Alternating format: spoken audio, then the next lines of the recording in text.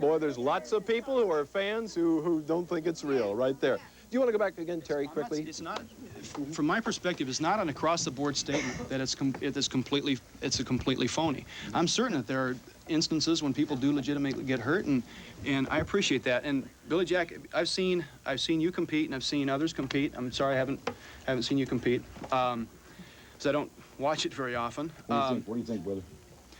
Brother, uh-oh. That's a tough one to call. I respect your athletic ability. I respect the amount of time that you've put into it. And I agree with you. We are jealous of the crowds that you guys draw. We'd love to have crowds like that in amateur wrestling. We would. But I think the popularity of professional wrestling is spawned of the ignorance of amateur wrestling, and that perpetuates that. That's okay. Well, listen, right there. Wait, first, Brad. Right here. Go to this man. Okay, we're going to, because he's jumping out of his chair. Brad Rheingans, former Olympic wrestler, former pro wrestler. First of all, I got to clear up there's a lot of skeptics, and I was a skeptic myself at one time. And Terry and I have run into each other a few times on the mat, and he knows what amateur wrestling's about. And I just want to say that in high school wrestling, you have folk style, you have freestyle, you have Greco-Roman, you have collegiate style. Professional wrestling is an open style of wrestling. The rules are much more loose. You can use hammer locks. There's hour time limits. There's 20-minute time limits. There's 15-minute time minutes. In amateur wrestling, you have 6 minutes in high school, 8 minutes in college, 9 and 6 in international. Let me ask him and put the two of you a question. What do you say about the coach's point here? He says they don't bet on it. In Las Vegas, you can place a bet in Las Vegas on whether Princess Diana's going to have a boy or a girl or anything, but you can't place a bet on professional wrestling. That's not true also. There was a lot of money bet on WrestleMania 3 last year on every single match that was in it, from Hulk Hogan, Andre the Giant, onto my match. Right, Professor Levitch? Right, Professor Levitch? Well, I think it's very, very difficult to make a judgment of what was involved in calling professional wrestling genuine. First, it seems to me that even if there is some scripting involved, and I think it would be difficult to argue there isn't, nobody really becomes inflamed by the idea that if they're moved by a Shakespearean play, that Shakespeare wrote it in advance. And I don't think anybody should feel terribly injured by the idea that they're moved by something which to some degree was pre-planned. To which I would add the fact that when professional wrestling began in this country and gained a foothold, it took very frequently in championship matches on the order of 4 to 5 hours for one person to prevail and gain a fall over the other. And in professional wrestling, everything is decided by fall and not by points, as is the case with boxing. And I think a lot of the things we're talking about was how professional wrestling solved the problem of preventing a match from going on for 5 hours, because no audience will stand it or take it. And a variety of strategies are used to keep a match within manageable limits, because people go to sleep too fast these days. Let's talk to some of those people. Fans. I'm going to hear from the fans here. Let's go. Back there, you haven't spoken. Hi, my name is Michelle Binder, and it really depends on what wrestling federation you're watching. I don't happen to very much care for WWF anymore. Yeah, WWF is the World Wrestling Federation. That is the largest. Is that correct? But they far and away the largest. Go ahead. Their recent main event matches took wrestling and made it into a soap opera.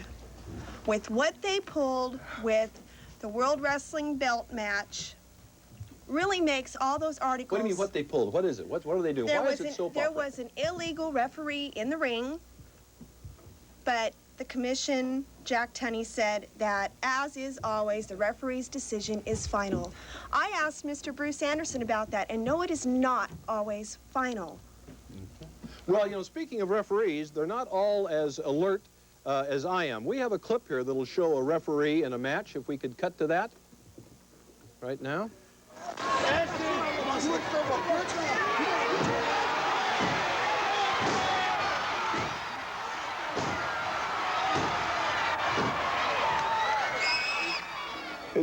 Okay, fans, right in the back. You, sir.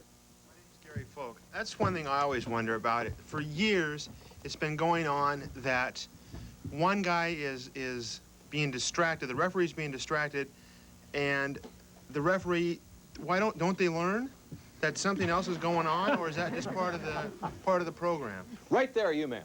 I'm Pat Frenette of Vancouver, and I think the professor from Reed is right on. The way we feel, my children and I feel about wrestling, is that you have to be a tremendous athlete to hit those turnbuckles at the power and the force that they're hitting it and not feel some pain.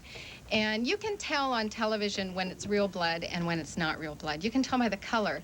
My feeling is that this is the era of big league sports. If we can draft a pitcher right out of college or out of high school and pay him over a 2-year time frame, $5.2 million or $3.2 million, then I think these wrestlers who are tremendous athletes have every right to make as much money as any other athlete who's in condition for their sports. It's like a play, and I appreciate the drama and the script of the play. Right there, you, sir. My name's Dan Cross. I'm co-editor of the Reed College Quest, the same school that Marvin is from. I think the important thing to remember with wrestling is you have these incredible athletes. I know nobody's denying that here tonight. And they're out there trying to win. But now but the wrestling coach over here also made a good point. You know, some serious damage can be done in certain areas.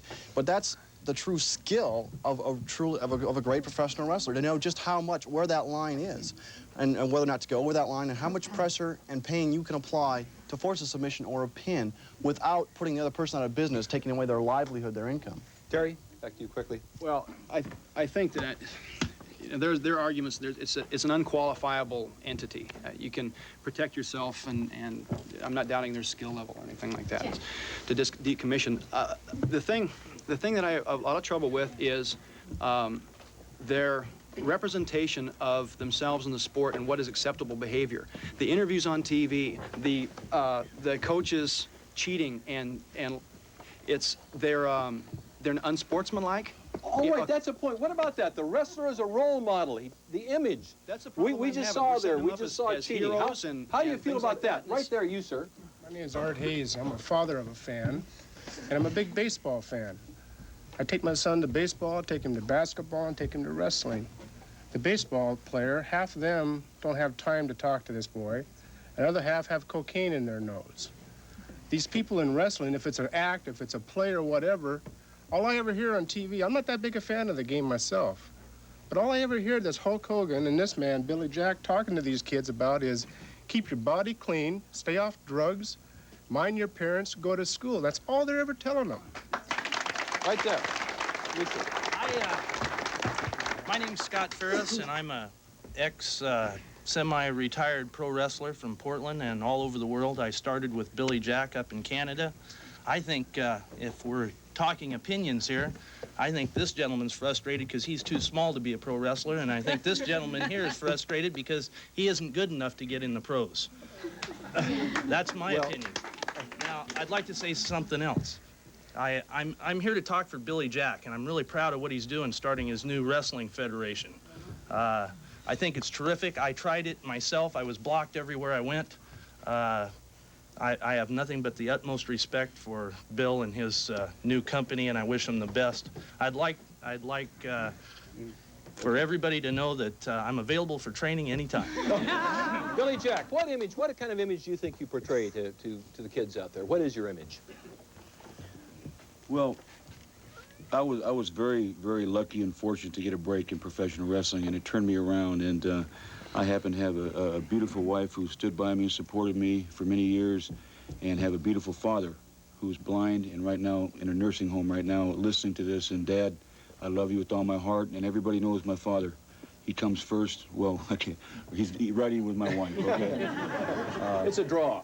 But I was broke, Jack, before I got into professional wrestling. A lot of people in here I notice and recognize I didn't have a penny to my name. Wrestling has done everything for me. I was a street kid walking around kicking stones, wondering if I was going to be on Burnside when I was 65. Wrestling has done everything for me, and I'm trying to put it back. I don't smoke, drink, take drugs. Everybody knows that, and I try and influence all the beautiful kids, our future of America, to do the same. Right there, you, sir. Yes, I've followed wrestling. Identify yourself, please. My name is Hank Schenk, and I'm an amateur wrestler, retired, more or less. And I've followed wrestling for many years, approximately 30 years. And in all my wrestling days, I've never, ever seen an amateur wrestler kick out of a pinning position when he's on his back. And you'll see that happens constantly in professional wrestling. What about parents? Let's hear from parents. Parents, what do you think about it with the kids? Right there, well, you were on before, Kathy. We'll go back. Parents, right there, you're a parent. You haven't spoken. My 9-year-old son, he's very much into wrestling. He's got all the wrestling dolls. And I think, basically, he plays with them too much. He comes home from school. He's only got 4 or 5, 6 of them. But, like, he's got a Billy Jack here, a Mike Miller here, and then he's got all these. They're not the real people, but he makes them up. But I think he watches it too much. Why too much? Well, when he wants to play with it play with them constantly. He's got a bike to ride. He's got everything else to do, but these wrestlers. Well, that just that sounds like it's successful. Well, let's see. It looks like in the next few minutes we're going to have about 20 people to talk, but time is running down. But first, one more break. We will be right back after this.